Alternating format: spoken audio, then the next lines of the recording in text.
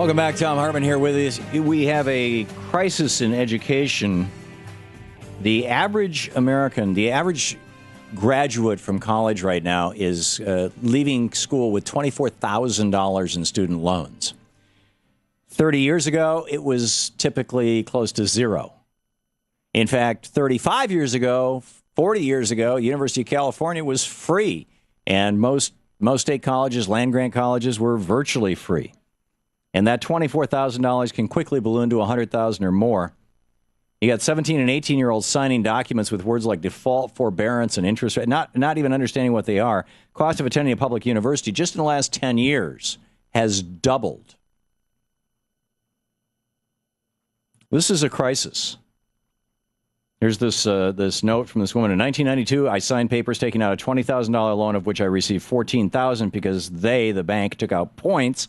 But now I owe $77,000. A woman on the phone tonight wanted my mother to take every dime she has left in her house and pay them the $77,000. My mom is 90 with stage 4 lymphoma. Of her 2 surviving daughters, I'm the healthy one. Where do you go with this? Kyle Olson is with educationactiongroup.org is the website. He's the founder and CEO, a regular appearance or guest rather on Fox News, and produced a documentary film titled Kids Aren't Cars. Kyle, welcome to the program. Hi, thanks for having me. Pleased to have you. I didn't see anything on your site about who funds Education Action Group. Where do you get your money from? We don't release that. We're a private organization.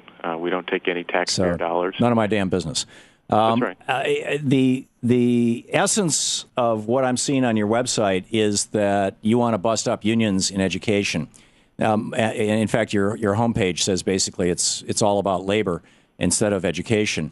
I'm curious. We had unions in education every bit as much as today. In fact, arguably even more in the 40s, the 50s, the 60s, the 70s, when our education system was working just fine, and we were producing the world's best university graduates, and college was essentially free. How can you make the leap, unless you're just dedicated to union bashing, that unions have anything to do with the crisis in education right now?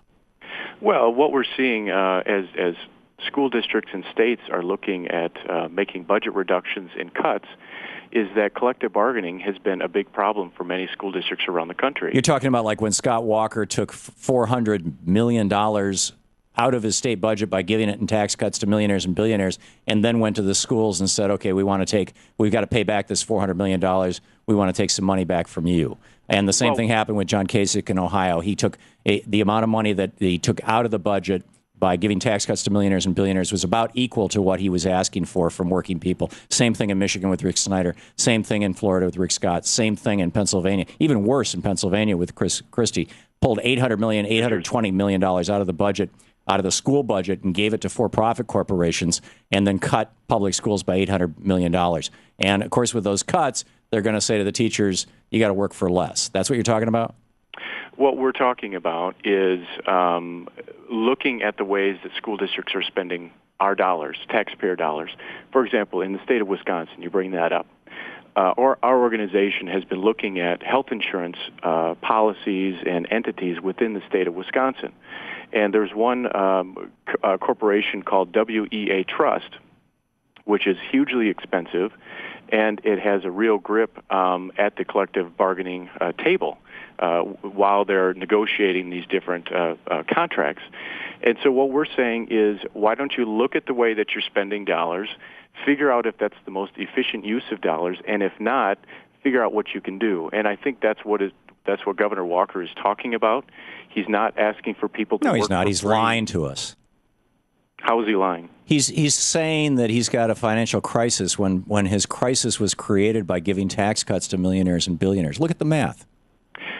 I have looked at the math, and Wisconsin is a good example where you had a state budget that was billions of dollars in the red. Then why did he give a $400 million tax cut to millionaires and billionaires?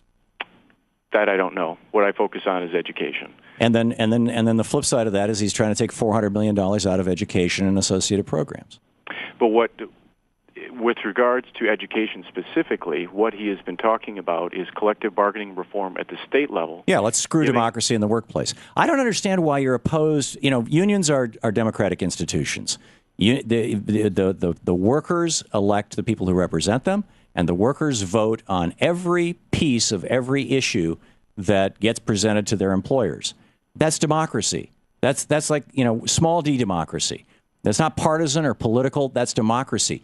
Why are you opposed to democracy in the workplace unless you're just, representing the oligarchs, the Koch brother kinds of groups or the Walmart kinds of groups who don't want to have any kind of democracy in the workplace? They want the workplace run like kingdoms and screw the workers. The problem now, though, is that many workers don't have that option. They do now in Wisconsin, but in places like Michigan, where I live, and Ohio and Pennsylvania, many other states, being a member of the Michigan Education Association is a condition of employment. And if they choose not to be a member of the Michigan Education Association, they still have to pay approximately 80% of the fees towards the union for their collective bargaining. That's because they are the beneficiaries of the contracts that the Michigan Education Association negotiates. Well, I find it amazing that they let people, not be members and only pay 80%. I mean, frankly, I'd be in favor of a closed shop where if 50% of the workers, 51% of the workers say we want a union, that, we have democracy in the United States. Majority rules and those kinds of things. And if 51% of the workers say I want a union, you got a union, and everybody's either in or out. And if they're out, they don't work there. They have a choice not to work there. That's your choice. So their choice, instead of working in a public school, their choice is to get out and go someplace else? Right. If they hate the union that much, then go to work in a parochial school. Okay. Well, we hear Absolutely. from a lot of teachers. We hear from a lot of teachers who like working in their public school. They like working with kids, but they don't like having the OEA or the MEA or any other union coming into their pocket, taking dues out of their paycheck and negotiating good health benefits and good wages on their behalf. Without unions, we wouldn't have weekends. Without unions, we wouldn't have a 40-hour work week. Without unions, we wouldn't have, workplace safety rules. Without unions, we would not have, you wouldn't even have pension systems. We wouldn't have private health. We wouldn't have employer-sponsored health insurance without unions. I don't get it why you guys hate unions. What we see in public schools every single day is that collective bargaining agreements leads to red budgets. And what we also see, we just issued another news release about this today, of how tenure protects bad teachers. Is every single what is the percentage of teachers that are bad? It's very, very small. But the reality is, tenure protects ineffective, burned out, bad teachers. Tenure also protects brilliant teachers who want to be innovative, who want to work outside the box, who want to push the boundaries. I mean, that's why it was created. And you're right, there are some bad teachers that it protects, but it protects a heck of a lot of more good teachers, and particularly at we're talking university level here, and right. and people who are doing brilliant research. I mean, look at the innovations in America. So many of them came out of tenured professors. That's absolutely correct. But so why attack that again? Because it's associated with unions? Because unions fought for tenure? Tenure, I have no problem with tenure in higher education, because you're exactly right. There is more of a freedom to teach what professors want to teach. But when it comes to K-12, the curriculum is pretty well defined by the school board or the state, and teachers need to live within those parameters. And so I think that tenure has no place at the K-12 level. Then you can negotiate it away. I mean, that's the union will either democratically say yes, or they'll say no, we're not willing to work under those conditions. Then negotiate it. That's great. Kyle Olson, educationactiongroup.org is the website. Kyle, thanks for dropping by and talking about it. Thanks, Tom.